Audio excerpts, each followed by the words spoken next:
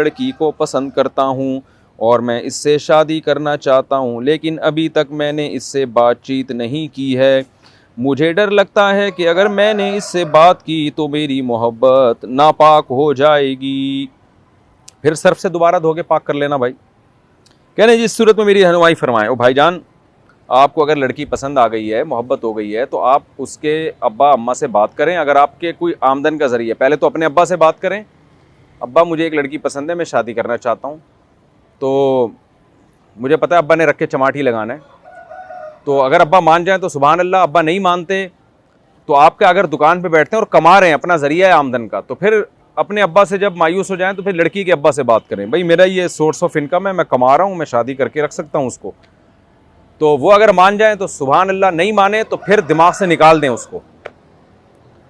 और कैसे निकालें उसके बारे में सोचना छोड़ दें, उसके की तरफ देखना छोड़ दें।